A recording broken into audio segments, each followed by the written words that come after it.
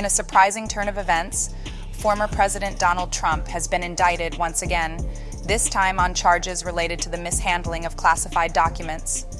The indictment, announced on Monday, carries the potential penalty of up to 20 years in prison. An indictment is a formal accusation or charge brought against an individual by a grand jury or a prosecutor. It is a legal document that outlines the specific charges against the person and serves as the initial step in a criminal case.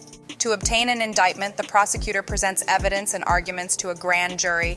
A group of citizens convene to determine whether there is enough evidence to proceed with the trial. The grand jury reviews the evidence and decides whether to issue an indictment, signaling that there is probable cause to believe that the individual committed the alleged crime.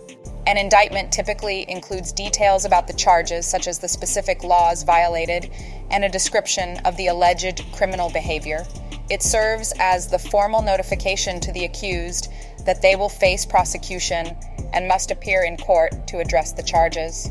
Once an indictment is issued, the criminal case moves forward, and the accused is given the opportunity to present their defense and challenge the charges in court.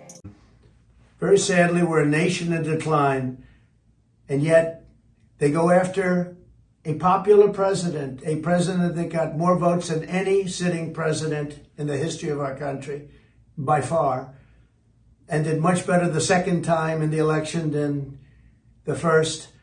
And they go after him on a boxes hoax, just like the Russia hoax and all of the others. It's just been going on for 7 years. They can't stop because it's election interference at the highest level. There's never been anything like what's happened. I'm an innocent man. I'm an innocent person. They had the Mueller hoax, the Mueller report, and that came out. No collusion after 2.5 years. That was set up by Hillary Clinton and Democrats. But this is what they do. This is what they do so well. If they would devote their energies to honesty and integrity, it would be a lot better for our country. They could do a lot better. They could do a lot of great things. But when you look at what's happened to our country in the last 3 years, we were energy independent. We had a strong military that wasn't woke. We were doing so well. We were respected all over the world. Got the biggest tax cuts in history, biggest regulation cuts in history. And what do? You have a president where an election was taken, got more votes than any sitting president in history by far, never anything even close.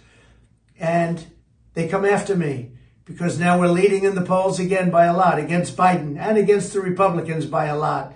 But we're leading against Biden by a lot, a tremendous amount. And we went up to a level that they figure the way they're going to stop us is by using what's called warfare. And that's what it is. This is warfare for the law. And we can't let it happen. We can't let it happen. Our country is going to hell. And they come after Donald Trump, weaponizing the Justice Department, weaponizing the FBI. We can't let this continue to go on because it's ripping our country to shreds. We have such big problems, and this shouldn't be one of them. It's a hoax. The whole thing is a hoax, just like Russia, just like the fake dossier was a hoax. You saw the Durham report. You saw the Mueller report. It was all a big hoax. You had 2 impeachments, and they lost, and we won. And we had tremendous support.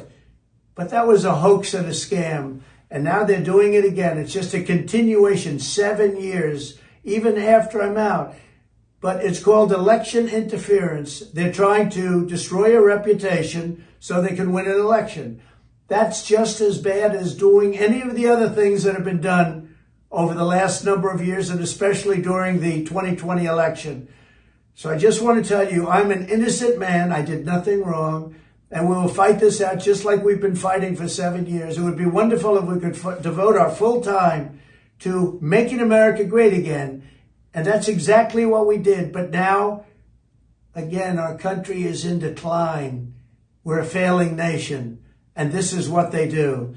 I'm an innocent man. We will prove that again. 7 years of proving it. And here we go again. Very unfair.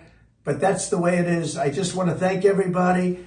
We are doing something very special for our country. We're putting America first. I always put America first.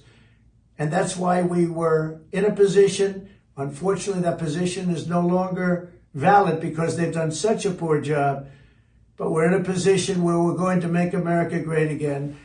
I'm innocent, and we will prove that very, very soundly and hopefully very quickly. Thank you very much. Florida Governor Ron DeSantis finds himself in the midst of controversy after utilizing manipulated artificial intelligence, AI, photos, in a political attack ad targeting former President Donald Trump. The ad, which depicted fabricated images of Trump kissing Dr. Anthony Fauci, has ignited a heated debate, with critics arguing that it crosses ethical boundaries by presenting AI-generated content as real. This opinion is coming from my creator, Max Wilson. Many on Ron DeSantis' side point out that Trump was responsible for lockdowns and COVID-19 vaccine shots. There are 3 facts you need to keep in mind. 1, Trump wanted to open the economy back up as fast as possible. 2, Trump believes in the vaccine, but he never believed in a vaccine mandate. 3, we will never forget the hate and destruction that came from defunding the police. Defunding the police has resulted in skyrocketing crime in big cities around the nation. Never forget Trump did not support defunding the police. That's your news for today. Remember, I'm the fake one. You all are the real ones. Have a fantastic day.